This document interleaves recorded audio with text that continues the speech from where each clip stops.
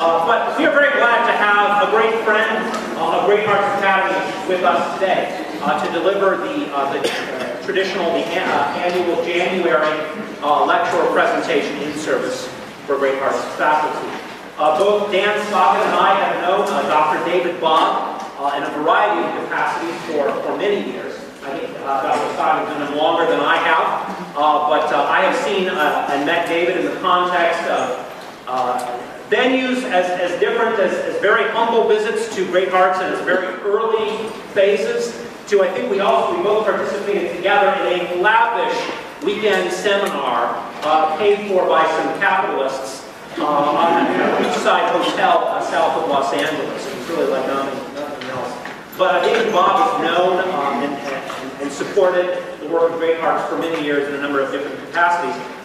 David is an alumnus of Hillsdale College, and I promised him that any Hillsdale grads here in the room would show him some love. Can we have a show of hands? Yeah!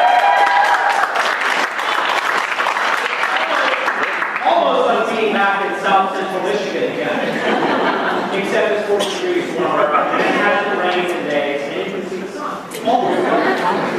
But after his undergraduate tenure at Hillsdale College, Dr. Bobb earned his PhD in political science at Boston College, and then immediately returned to work for his alma mater, Hillsdale.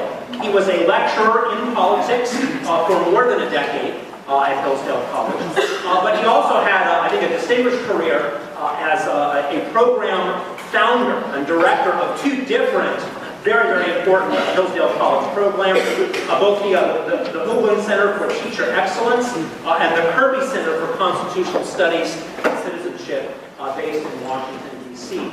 But after a decade, more than a decade with Hillsdale College, David has recently left to join the Bill of Rights Institute, a nonprofit civics education organization, as its president. He just made that transition in December of 2013. David Bobb is the author of a recent book called Humility, an Unlikely Biography of America's Greatest Virtue. And appropriately, the title of his lecture for us today is Humility, Hubris, and the Hardest Part of Teaching. Join with me in welcoming Dr. David Bobb.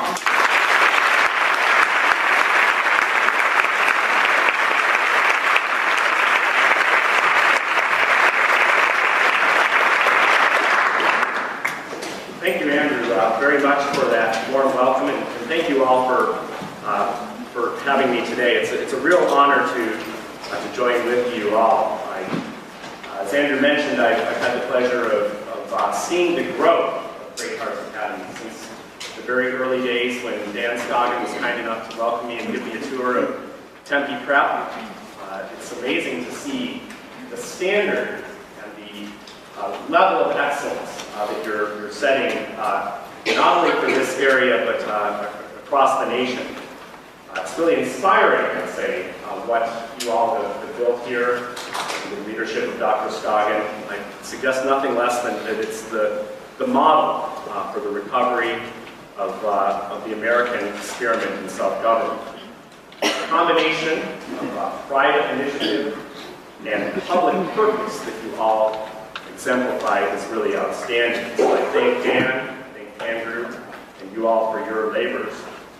My one regret about my tenure at Hillsdale College was that I never succeeded in getting Dan to visit our campus in the winter months.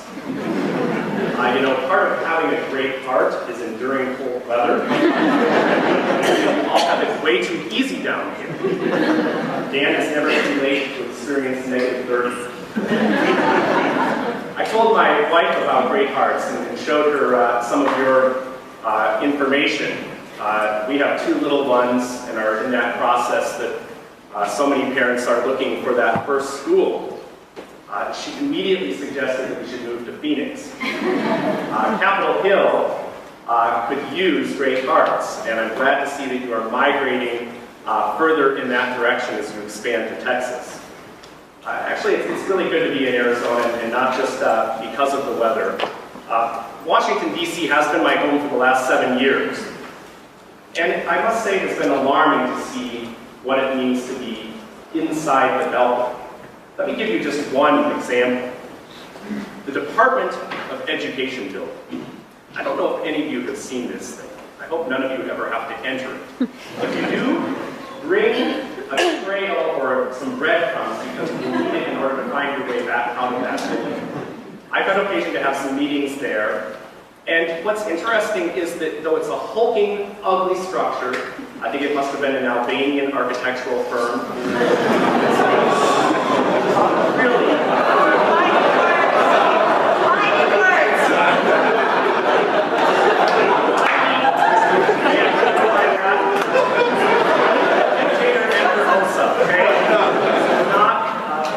It's just a sort of barbaric school.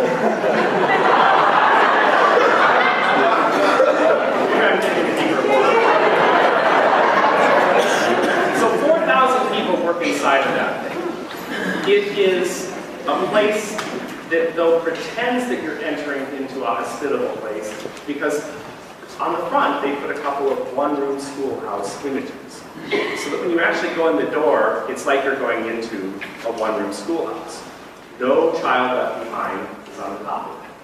Now this building was renamed under a Republican president for a Democratic president, Lyndon Baines Johnson. But the point, I think, regardless of party, is that the folks inside of that place suppose that they know more about educating our young people than do parents, than do communities. And there's a kind of reckless overreach that's at work there.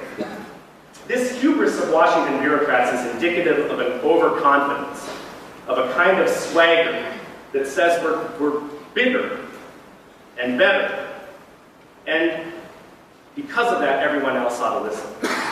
In politics today, we see that mentality that was captured by Muhammad Ali when he said, "When you're as great as I am, it's hard to be humble." Of course, it's not just in American politics that we see the hard times that humility has fallen on. It's in our culture, it's in our boardrooms. And some would even say that an excess of pride is in our American DNA. What I want to do today is to examine that a little bit and to look then also at the task, the high calling of teaching. You know, Benjamin Franklin captured some of the challenge of trying to reconcile humility with magnanimity in his own life. As a 20-something, he looked at his own condition and saw that he needed some improvement. He made a list of 12 areas, as I'm sure many of you know, because so many of those virtues are those that you form your curriculum and approach here around. But he made this list, and it had virtues like temperance, order, resolution, frugality. He was going to go through a system of what he called moral perfection. Franklin was a soul humble enough to go to one of his friends and say, "What do you think of my list?" And his friend told him that he was kind of arrogant. And that he actually needed to add humility as the 13th. To his credit, Franklin did so. And he came up with an interesting injunction. His charge, his little saying next to humility, was imitate Jesus and Socrates. An interesting idea. Imitate Jesus and Socrates.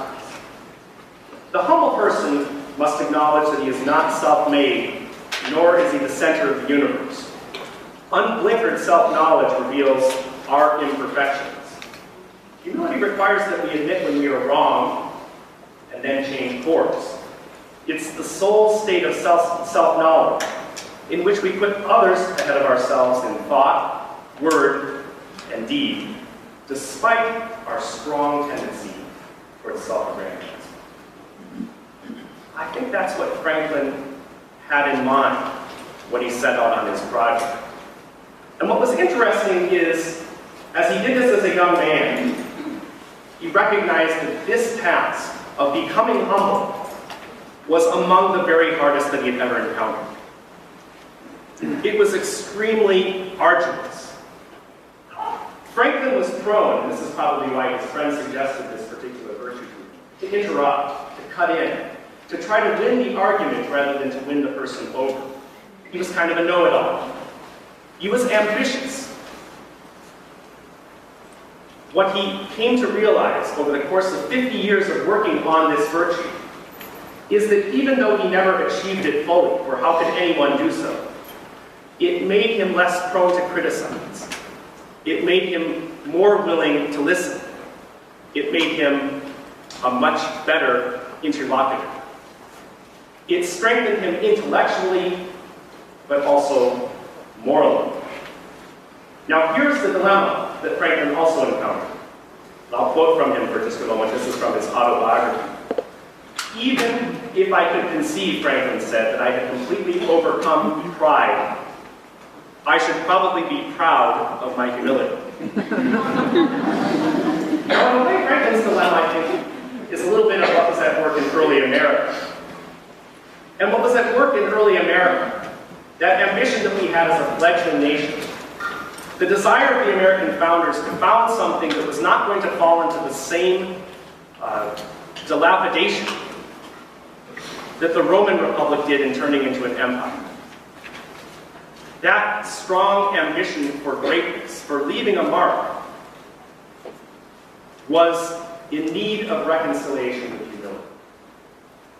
Now, as teachers who prize the Western tradition, you know that this dilemma runs very deep indeed. It's the tension that exists between goodness and greatness. It's the tension between Jerusalem and Athens, or perhaps more to the point, Rome. Now, to see the depths of this tension, it might be interesting for us to turn briefly to two thinkers whom I know loom large in the Great Hearts Hall of Fame, Aristotle and Augustine. Aristotle, of course, was a student of Plato, he was a student of Socrates. As Franklin knew, Socrates was an exemplar of intellectual humility. What did Aristotle teach? Aristotle, in his book, The Nicomachean Ethics, offers what is a kind of mirror for princes. It was part of a strong tradition. There were many mirrors in the ancient world. I'll turn to Augustine's in just a moment. But what Aristotle does is lays out a vision of what greatness or magnanimity of soul would look like. To be magnanimous, Aristotle taught, is not, as we think today, to be generous. Rather, to be magnanimous is to have the right estimation of one's worth when one's worth is great. This virtue is extremely rare. It's the stuff of statesmen of the highest order, not just city managers.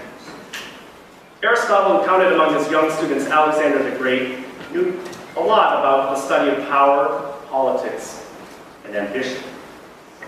He, as so many of you know, couched his treatment of the 11 virtues featured in the Ethics in terms of a mean. So magnanimity, which is one of the twin peaks of virtue, is itself a mean between the extremes of vanity, taking too high a view of oneself, and pusillanimity, which is taking too low a view of oneself. As the proper estimation of one's worth when one's worth is great, magnanimity is not accessible to many. Aristotle did not have an egalitarian view of virtue. The few, the proud, the Marines, that might be the thing closest today that would capture that kind of Aristotelian idea of great solidness. Standing not only for the absolute commitment to excellence in everything they do, Marines also perform their duties for the right reasons. Honor, their most sacred possession, is the result of their virtue. Now, like the Marines, the magnanimous man lives by honor. It's that by which he judges his virtue. Magnanimity, Aristotle says, is the crown of the virtues because it enhances them and is never found apart from them. True magnanimity, he writes, is, quote, impossible without all-around excellence. The magnanimous man is proud of his extraordinary virtue and worthy of only the most important honors. So he's not perfect, but he's as close to the kind of rational perfection as Aristotle portrayed. Now, if you're the magnanimous man, you have a little bit of a dilemma, because who is it around you that can give you the honors that you really are worthy of? It's not going to be the Attican Chamber of Commerce, right? This is a person that thinks only in terms of the highest of achievements. It's hard for us small d Democrats to imagine this kind of human being. But that's the kind of self-sufficiency that Aristotle portrays. He gives us a portrait of a figure of really considerable proportion. Now fast forward then to the message of Jesus Christ. Can you imagine the magnanimous man stooping to wash the feet of his disciples? The inverted order that Jesus preached really marked a kind of revolutionary moment in human history.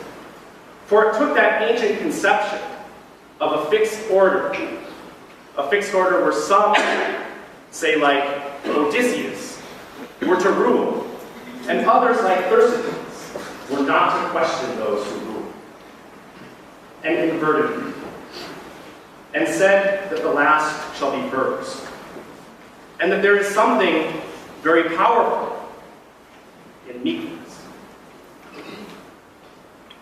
One wag once said, it's one thing for the meek to inherit the earth, let's see them try to keep it.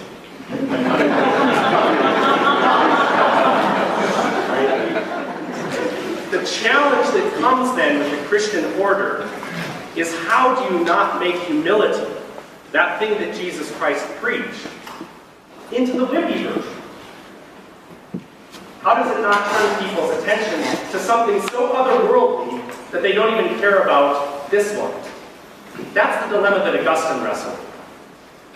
For when he's writing The City of God, the accusation against Christianity is nothing less than that Christians had caused the weakness of Rome.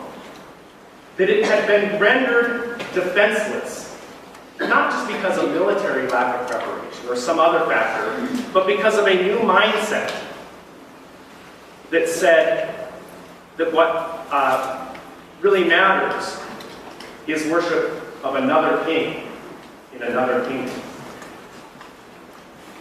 Augustine wrote The City of God to, as he said, convince the proud of the power and excellence of humility. Imagine that kind of a task. I don't know what the equivalent of it would be today, but it might be something like trying to run in the Washington Post an extended treatment of the most humble politicians in America. How would you ever convince the proud of the power and excellence of humility?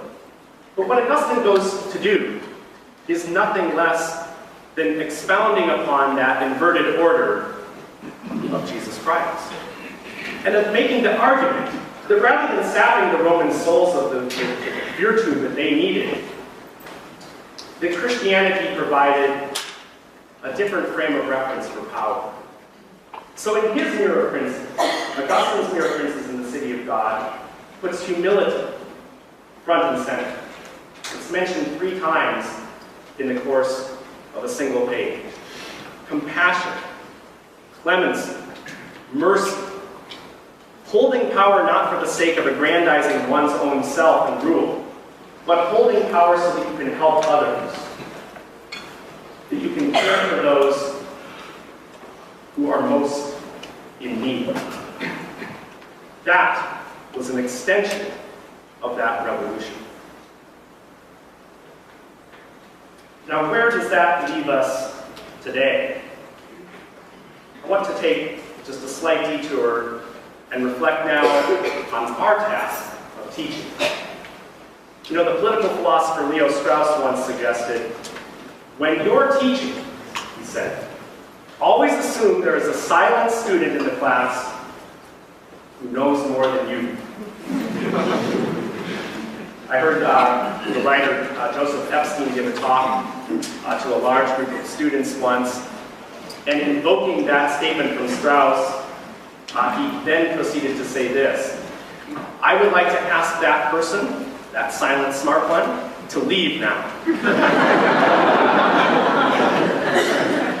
The hardest part of teaching, I'd suggest today, is knowing how to speak to individual souls, to help them strike the right balance between humility and magnanimity. Magnanimity guides the gaze of individuals to the heights. Humility issues a warning against flying too high. Knowing how to cultivate in young souls a yearning for goodness at the same time they are ambitious for excellence is fraught with real peril. What are some of the dangers most evident today? I know that you grapple with them daily. Let me suggest just a few. The possibility of turning schools into assembly lines for what David Brooks has called organization kids. So you give in this particular danger, to that ambitious, ego-feeding tendency. And you turn out bright kids, and you make them better in their brightness, but you don't give them a moral compass. You make them good at whizzing tests, but they're lousy at living life in a moral and upright way. Now, a different kind of danger is one in which there's too many rules and not enough honor. If kids are bludgeoned to death with a bunch of nitpicky rules and a bunch of finger wagging, and involuntarily enrolled in a Virtue of the Month club for their first 15 years, it's pretty easy to see that they can end up exhausted with the enterprise, ready to give up on that task. The temptation also exists, especially for those of us who believe in classical education, that the great books and all of the intellectual introductions we offer in the classroom will surely produce 21st century, humbly magnanimous superstars that the world must embrace because of their inescapable magnetism. In other words, we become too enamored of our own task and think that simply in that confrontation with those books that are duly regarded as great, that somehow out of that will spring holy forms. Now, before I speak any more about the challenge of teaching, I'd like to reflect just a little bit on the life of Frederick Douglass, because I think he offers in his own struggles to gain a real humility at the same time he cultivated a greatness of soul, an example for our task today. In the same year in which Illinois became a state, and in which Abraham Lincoln's mother died, Frederick Douglass was born. He never knew for sure the day or even the year of his birth. For a while, he guessed, and then he finally pegged it to 1818 in February. Officially, his mother named him Frederick Augustus Washington Bailey. He later used the surname Stanley, then Johnson, and then finally Douglas. He added an S at the end of that name after Sir Walter Scott's poem, Lady of the Lake. It's a figure in that poem. Frederick Douglass didn't know the identity of his father. It's probably his slave owner, his first master, Aaron Anthony. This was a white man who oversaw properties, vast holdings of one of Maryland's richest men. So young Freddie hardly knew the mother who lived on a neighboring farm. He met her only a few times. One of those times was the first moment that he felt stirrings of justice.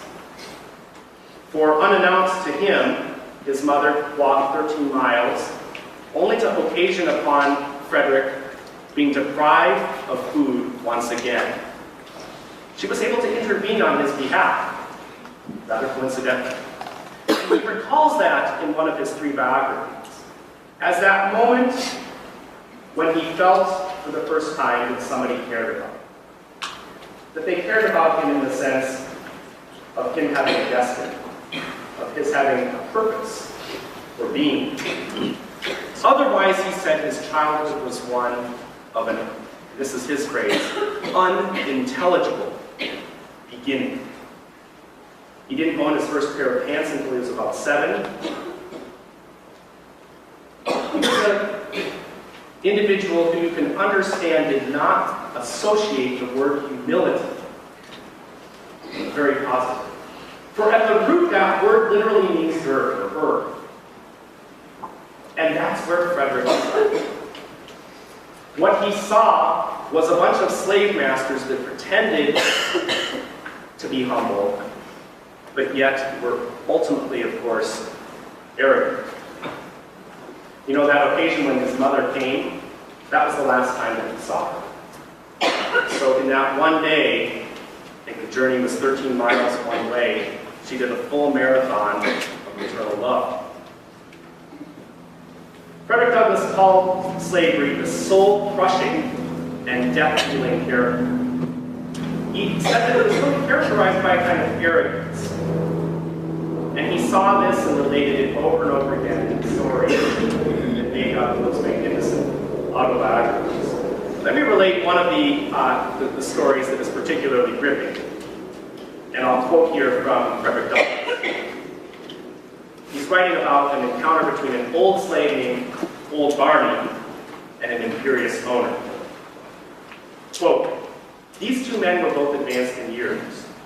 There were the silver locks of the master, and the bald and toil-worn brow of the slave.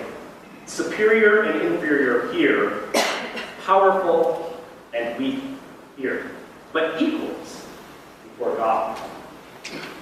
Now, Old Barney was described as Douglass as possessing a respectful and dignified bearing. He was the keeper of the stable, and along with his son, kept the horses there. The owner was always finding fault with their care of the horses. And after finding fault one day with their upkeep, Lloyd ordered the old slave to kneel for what was going to be a whipping. He then delivered 30 lashes with his sword. Douglass had watched countless whippings and had been subject to countless himself.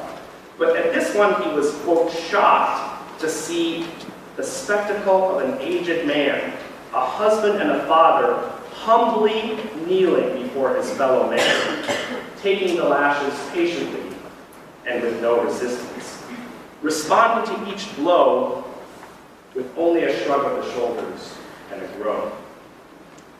What young Freddie witnessed in that incident, he later related, was, quote, slavery in its true color.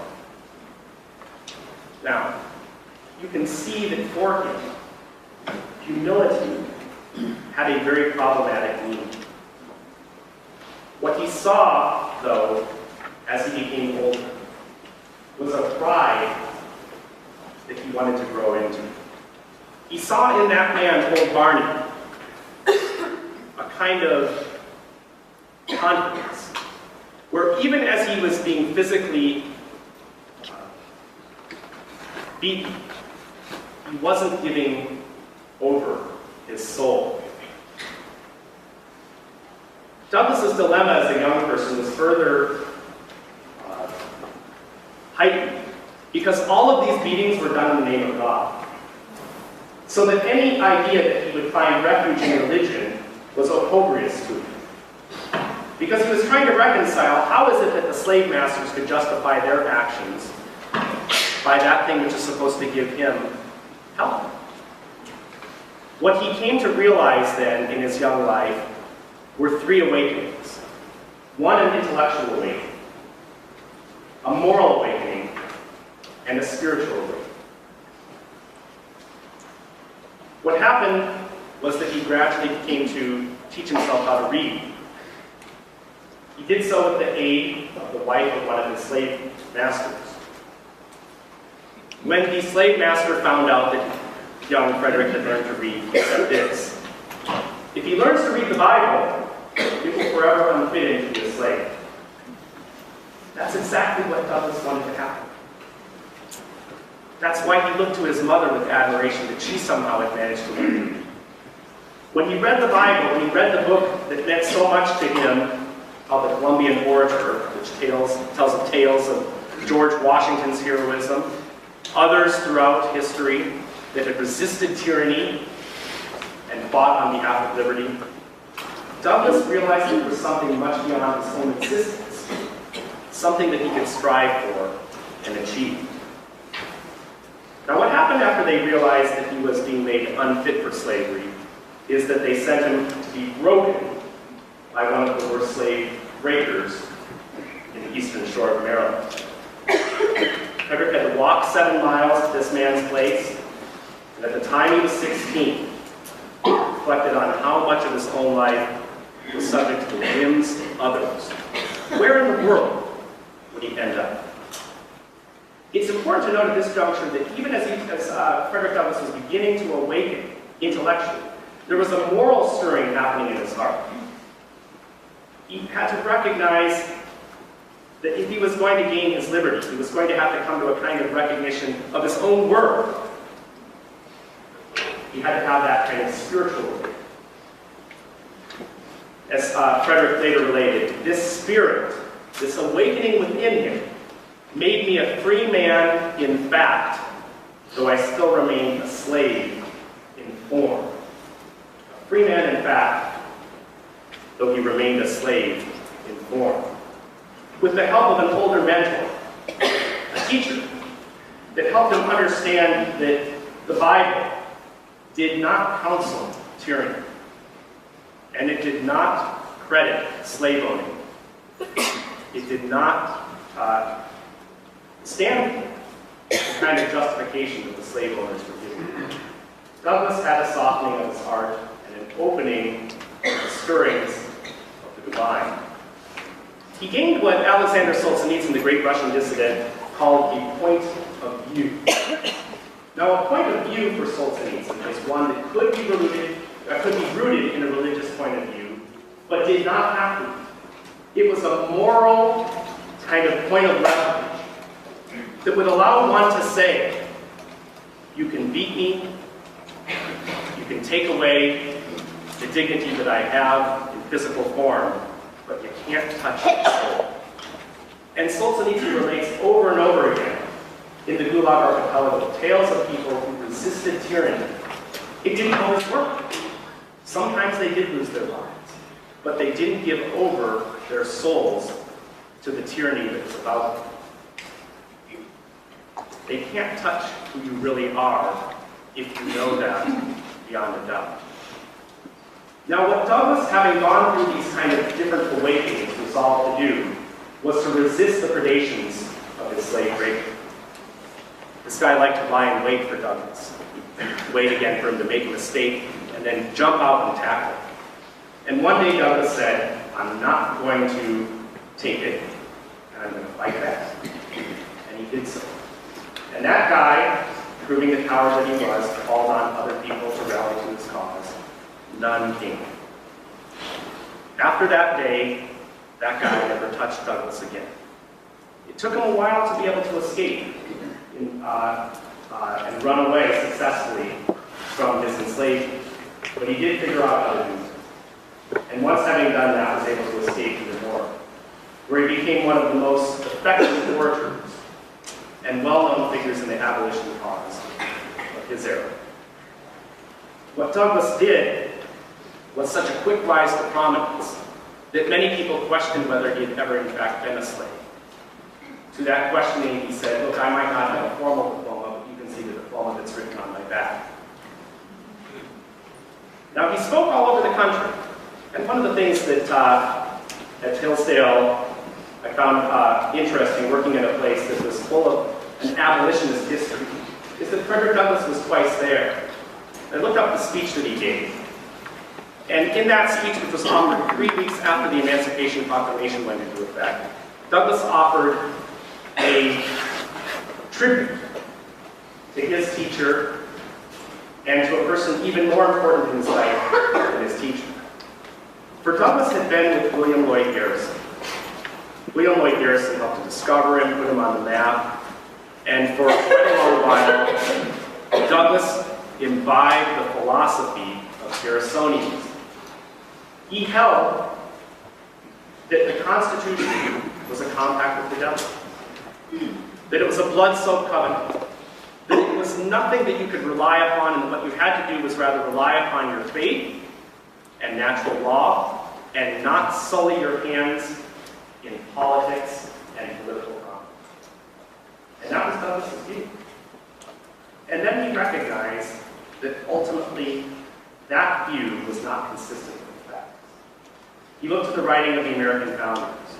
He began to see what Lincoln saw, which was that there was, however much a compromise with the institution of slavery, it was trying to put slavery on course for what Lincoln called ultimate extinction.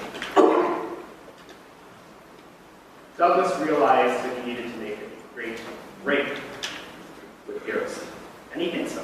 He announced it in his own newspaper. And after that, Garrison shunned him.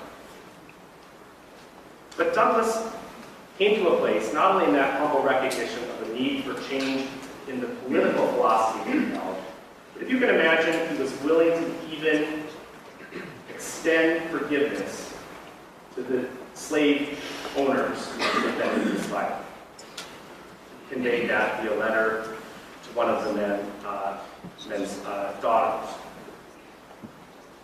Now, why do I relate all of that? I think that what Douglass said in that tribute, recognizing that even though he had broken with Garrison and come to this very different place where he recognized that, look, the thing that he was had to be called to do in his life was to try to convince people, to try to go in and say that unless we stand foursquare on the principles of the Declaration and the Constitution, we're going to be standing for naught. It's not going to work, and it's not the right thing to do. He rolled up his sleeves and got involved in the messy business of politics. And he engaged every day in the activity of citizen education, of trying to raise the souls of his fellow citizens to a higher place. The most common speech that he gave was the self-made man. And what he recognized is not that we're just islands unto ourselves, but rather that self-government is the most important thing.